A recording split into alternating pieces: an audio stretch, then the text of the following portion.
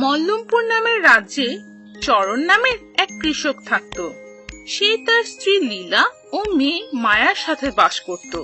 চরণ ও মালা তাদের খেতে অনেক পরিশ্রম করত, তাই তাদের ফসলও ভালো হতো।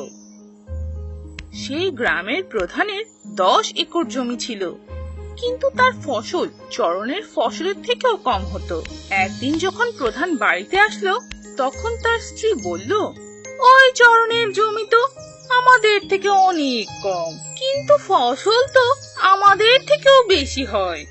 হ্যাঁ, এই চরণের ব্যাপারে কিছু তো একটা করতেই হবে। একদিন যখন চরণের মেয়ে মালা স্কুল থেকে বাড়িতে ফিরছিল, তখন অনেক জোরে বৃষ্টি শুরু হয়। তখন সে একটি গাছের ছায়ায় চলে যায়। সেখানে সে একটি আহত কবুতর দেখতে পায়। মালা প্রাণী ও পাখিদের অনেক ভালোবাসতো, তাই সে বৃষ্টি থামার পর সোনালী কবুতরটিকে বাড়িতে নিয়ে আসে। মা, এই দেখো কি নিয়ে এসেছি। আরে মালা, এটা তো আহত দেখছি। তাই তো এটাকে নিয়ে এসেছি মা, তাড়াতাড়ি কিছু করো তো। তখন লীলা সে আহত কবুতরটিকে ওষুধ দিয়ে ব্যান্ডেজ করে দেয়। কিছুদিন পরই সেই কবুতর সুস্থ হয়ে উঠতে শুরু করে। তারও কিছুদিন পর চরণের ফসল কাটার সময় চলে আসে। আরে লীলা, কাল গিয়ে আমাদের ফসল কাটতে হবে, আমাদের তাড়াতাড়ি সেখানে যেতে হবে ও কাজ শুরু করতে হবে। আচ্ছা বাবা, আমিও ওখানে যেতে চাই। এভাবে তারা তিনজন সেই সোনালী কবুতর সাথে নিয়ে খেতে চলে যায়। অনেক পরিশ্রম করে সব ফসল এক জায়গায় জমা করে। লীলা, আমরা কাল ঠেলা গাড়ি নিয়ে এসে সব ফসল বাজারে নিয়ে যাব। এরপর সবাই মিলে বিকেল হতেই সেখান থেকে চলে যায়। প্রধান এর সব কিছু দেখছিল ও রাতের মধ্যেই প্রধান গিয়ে চরণের সব ফসল চুরি করে নেয় আর তার বাড়িতে নিয়ে লুকিয়ে রাখে। সকালে এসে চরণ দেখলো যে সেখানে কিছুই নেই। ক্ষেত এমন খালি দেখে চরণ, লীলা আর মালা কান্না করতে শুরু করে। মালার কান্না শুনে এক আওয়াজ আসে। মালা দেখে যে সেটি আর কিছু নয়, সেই সোনালী কবুতর কথা বলছে। আরে, তুমি কথা বলতে পারো? হ্যাঁ মালা, আপনারা ভয় পাবেন না। আমি জানি আপনাদের ফসল কে চুরি করেছে। আপনাদের উন্নতি দেখে সেই প্রধান সব চুরি করে নিয়ে গেছে। আমি আপনাদের ফসল এখানে নিয়ে আসছি, আপনারা কোনো চিন্তা করবেন না। এ কথা বলে সে কিছু মন্ত্র পড়ে, আর তখনই চরণের সব ফসল তার ক্ষেতে যেভাবে ছিল সেভাবেই চলে আসে। সবাই অনেক খুশি হয়ে যায়। তখনই কবুতর মালাকে জিজ্ঞেস করে, মালা, আমি এক মায়াবী সোনালী কবুতর। তুমি আমাকে তোমার বাড়িতে নিয়ে এসেছো, আমার সেবা করেছো। বলো তুমি কি চাও? আমি কিছুই চাই না কবুতর, তুমি শুধু আমার কাছেই থেকো। বড় খরগোশের গল্প। বাদলাপুর নামের এক শহরে পাগল পিন্টু নামের এক যুবক ছিল। সে তার বাবা মায়ের সাথে থাকতো।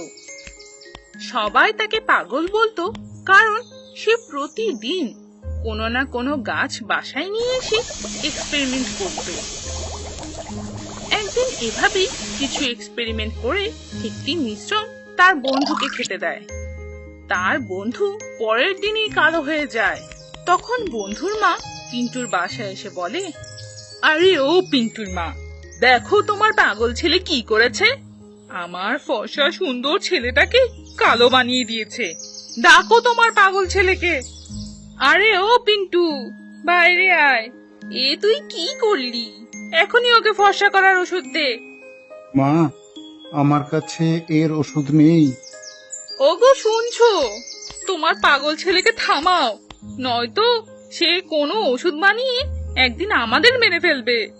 আরে না, প্রভুর দয়ায় আমার বাবা পিন্টু একদিন সায়েন্সে এক্সপেরিমেন্ট করে নোবেল প্রাইজ পাবে। বাবার কথা শুনে পিন্টু এক্সপেরিমেন্ট করা ছেড়ে দেয় না। সে আবার জঙ্গলে গিয়ে কিছু গাছ, পাতা আর পাথর নিয়ে আসে এবং 2 দিন পরিশ্রম করে একটি ওষুধ বানায়। এটি খাবার পর যে কেউ অনেক বড় ও বিশাল হয়ে যায়। বাবা, এই দেখো আমি কি বানিয়েছি। এই ওষুধ যে কাউকে বড় বানিয়ে দিতে পারে। আরে বাবা, এ কেমন ওষুধ?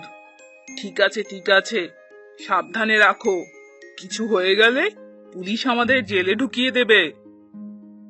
বাবার এ কথায় পিন্টু খুব রেগে যায়, আর সেই ওষুধ পরীক্ষা করতে আবার জঙ্গল থেকে একটি খরগোশ ধরে এনে তাকে ওষুধ খাইয়ে দেয়। এরপর পিন্টু ঘুমিয়ে পড়ে। সকালে উঠতেই এক বড় খরগোশ তার বাসার সামনে দেখতে পায়। তখনই সে গিয়ে খরগোশটিকে জাগায়। খরগোশ জেগে উঠতে গ্রামের বাজারে গিয়ে সব দোকান ভেঙে ফেলে। তার অনেক খিদে পেয়েছিল, তাই সবজির বাজারে সব সবজি খেয়ে ফেলে। এরপর সেই ক্ষেতের দিকে গিয়ে সব কলা খেয়ে ফেলে। গ্রামের সবাই সেই বিশাল খরগোশ দেখে অবাক হয়ে যায়, আর প্রধানের কাছে যেয়ে অভিযোগ করে। তখন প্রধান পিন্টুকে ডেকে বলে, কিরে পিন্টু, তুই এখন সেই বিশাল খরগোশের একটা কিছু কর, নয়তো আমি তোকে পুলিশে দেব। তখনই পিন্টু এনিম্যাল ওয়েলফেয়ারের লোকদের ডেকে তাদের বিশাল খরগোশ দেখায়। তারা খরগোশকে একটি অজ্ঞান হওয়ার বন্দুক দিয়ে গুলি করে দেয়, আর খরগোশটি অজ্ঞান হয়ে যায়। তখন সবাই মিলে তাকে একটি বড় ট্রাকে উঠিয়ে নেয় আর চিড়িয়াখানায় ছেড়ে দেয়। এভাবে পাগল পিন্টু গ্রামবাসীদের সেই বিশাল খরগোশ থেকে বাঁচায়।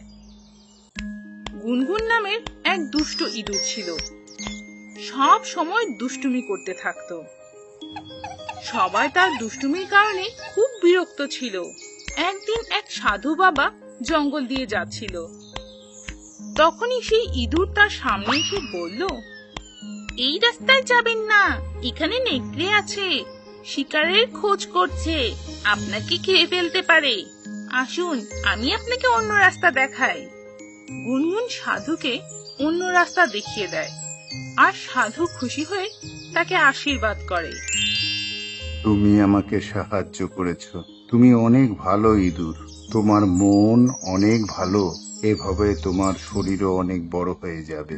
আমি আশীর্বাদ দিলাম, কিন্তু মনে রেখো কখনো মিথ্যে বলো না ও কাউকে সাহায্য করতে মানা করো না।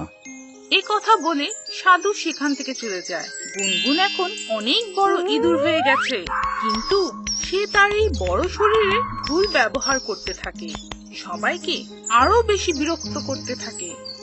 প্রাণীরা তার উপর একদম বিরক্ত হয়ে যায়। গুনগুন আগে থেকেই দুষ্ট ছিল, বড় হবার পর সে যা ইচ্ছে তাই করতে থাকে। একদিন সেই সাধু আবার জঙ্গলের পথ দিয়ে যাচ্ছিল। সে ইঁদুর ও বিড়ালের কথা শুনে ফেলে। ইঁদুর বলছিল, শোনো, আজ থেকে সবাই আমার কথা মেনে চলবে, আমি যা বলবো তাই হবে। সাধুর আশীর্বাদ আছে আমার কাছে। এখন তো আমি আরো বড় হতে পারি, কিন্তু আমি হতে চাই না, কারণ আমি জানি এমন করলে আরো ভয় পাবে তোমরা।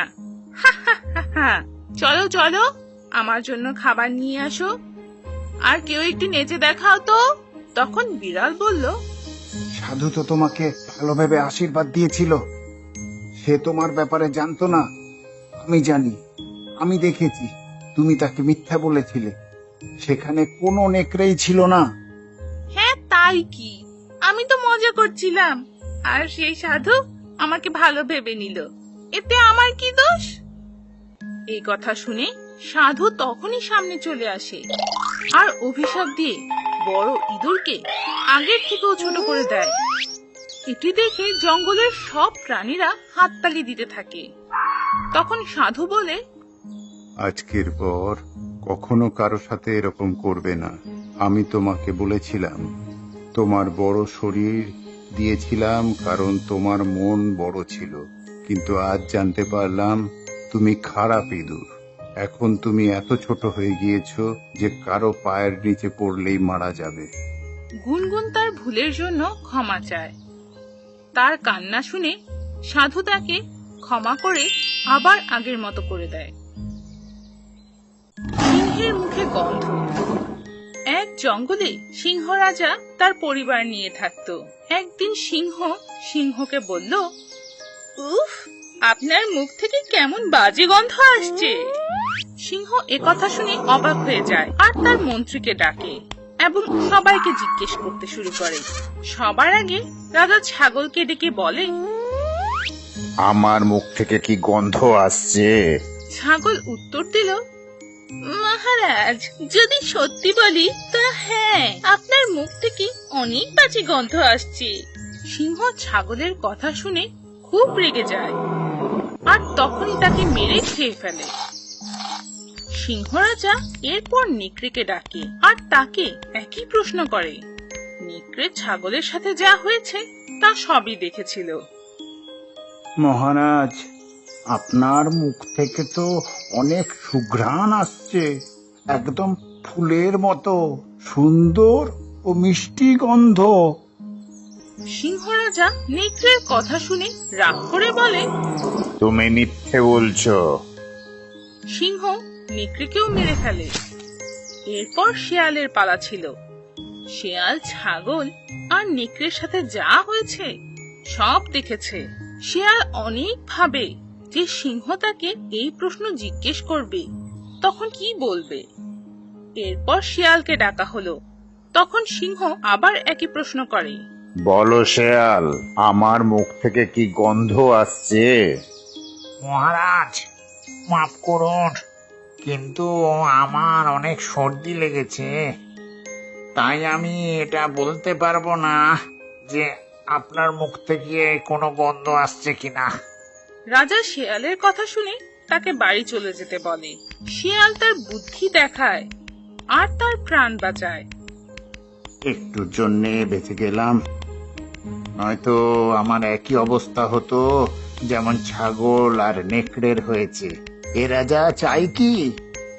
এর মুখ থেকে তো অনেক বাজে গন্ধ আসে, কিন্তু আমি তো ভাই আমার প্রাণ বাঁচিয়েছি আমার বুদ্ধি দিয়ে। তার বুদ্ধির কারণে খুশি হয়ে শিয়াল তার বাড়িতে ফিরে আসে আর আরাম করে ঘুমিয়ে পড়ে।